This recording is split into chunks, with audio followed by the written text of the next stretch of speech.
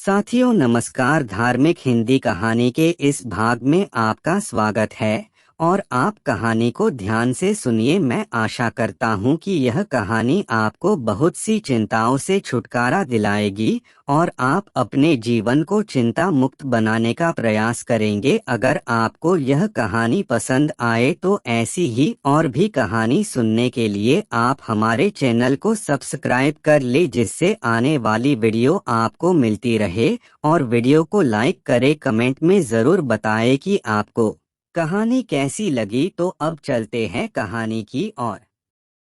एक बहुत ही पहुंचे हुए संत थे। आसपास के कई गांवों में संत के अनुयायी रहते थे। उन्हीं अनुयायियों में संत का एक प्रिय शिष्य था, सदानंद। सदानंद स्वभाव से बहुत ही भोला और साधारण व्यक्ति था। सदानंद हमेशा भगवान की भक्ति में डूबा रहता। संत हमेशा सदानंद को आश्रम आने और भक्तों को सही मार्ग दिखाने के लिए कहते, लेकिन सदानंद हमेशा घर परिवार का कहकर टाल जाता। सदानंद हमेशा कहता, मेरे बिना मेरी स्त्री और पुत्र नहीं रह सकते। मेरे अलावा उनका कोई सहारा नहीं है। मेरे बिना उनका निर्वाह कैसे होगा। संत हमेशा सदानंद को समझाया करते कि यह सब तुम्हारा वहम है।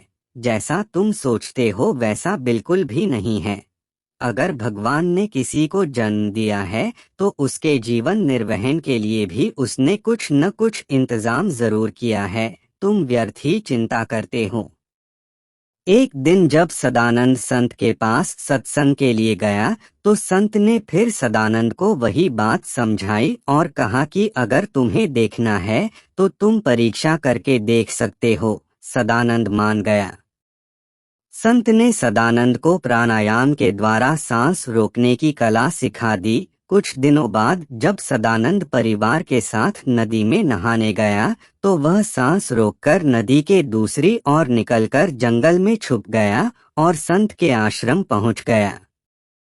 इधर सदानंद के परिवार वालों ने सदानंद को बहुत ढूंढा, लेकिन सदानंद नदी में कहीं नहीं मिला। सदानंद के परिवार वालों ने यही सोचा कि सदानंद नदी में डूबकर कहीं दूर बह गया होगा। पूरे गांव में शोक की लहर दौड़ पड़ी। सदानंद को जानने पहचानने वालों का सदानंद के घर तांता लग गया। संत के सभी अनुयायी भी सदानंद के घर गए। अनुयायियों ने देखा कि सदानंद तो बेचारा मर गया और पीछे उसकी स्त्री और बच्चा रह गया। अभी इनके भरण पोषण की जिम्मेदारी हमारी है। बस फिर क्या था, सबने अपनी अपनी तरफ से सहायता देना शुरू कर दी। किसी ने आटे की जिम्मेदारी ली, किसी ने दाल की जिम्मेदारी ली, किसी ने चावल की व्यवस्था करने की जिम्मेदारी ली। धीरे धीरे सारी व्यवस्था हो गई। संत के अनुयायियों ने गांव की ही एक धर्मशाला में कमरा लेकर सदानंद की स्त्री और उसके पुत्र की जरूरत की सारी चीजें रखवा दी। साथ ही दूध और बाकी खर्चों के लिए उसके महीने का खर्चा बांध दिया। इस तरह संत की अनुयायियों ने बिना संत के कुछ कहे ही सदानंद के परिवार के लिए सारी व्यवस्था कर दी। कुछ दिनों बाद सदानंद की स्त्री संत के दर्शन हेतु आश्रम आई। संत ने सदानंद की स्त्री से पूछा, तुम्हें कोई तकलीफ तो नहीं है। सदानंद की स्त्री ने हाथ जोड़ते हुए विनम्रतापूर्वक जवाब दिया, महाराज, जो व्यक्ति चला गया उसकी पूर्ति तो नहीं की जा सकती, लेकिन हमारा जीवन निर्वहन पहले से भी अच्छा हो रहा है। संत ने आश्चर्य से पूछा, पहले से भी अच्छा कैसे? सदानंद की स्त्री ने आदर पूर्वक जवाब देते हुए कहा, महाराज, आपके अनुयायियों ने जरूरत की सभी चीजें पहले ही धर्मशाला में रखवा दी है और मेरे जरूरी खर्चों के लिए भी राशि बांध दी है।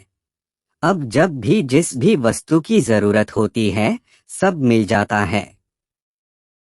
इधर सदानंद आश्रम के अंदर बैठा साधु और अपनी स्त्री की सारी बातें सुन रहा था। सदानंद की स्त्री के जाने के बाद संत ने सदानंद से कहा कि तू अब अपने घर जाकर देख कि जो तेरी स्त्री ने कहा क्या वह सत्य है या फिर नहीं।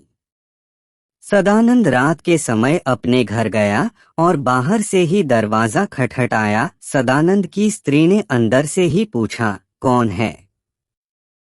सदानंद बोला, मैं हूँ, तुम्हारा पति, दरवाजा खोलो। सदानंद की आवाज सुनकर सदानंद की स्त्री ने सोचा कि सदानंद की तो मृत्यु हो चुकी है, यह जरूर सदानंद का भूत होगा।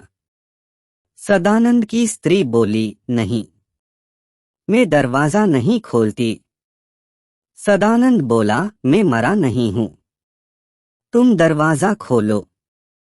सदानंद की स्त्री बोली, बच्चे अगर तुम्हें देखेंगे तो डर के मारे उनके प्राण निकल जाएंगे, इसलिए कृपा करके आप चले जाओ।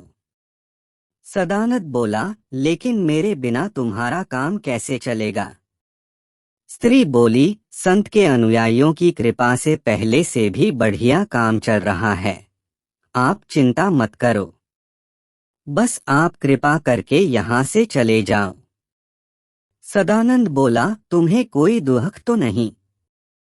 स्त्री बोली, अभी तो बस यही दुख है कि आप आ गए, बस आप न आए तो फिर कोई दुख नहीं, कृपा करके आप मत आइए। तब सदानंद को समझ आ गया कि मैं व्यर्थ ही अपनी बीवी बच्चे की चिंता करता रहता था। भगवान ने जिसको जन्म दिया है उसके भरण पोषण की व्यवस्था भी भगवान ही करता है। सदानंद वापस अपने गुरु के पास गया और अपना ध्यान भक्ति में लगा लिया।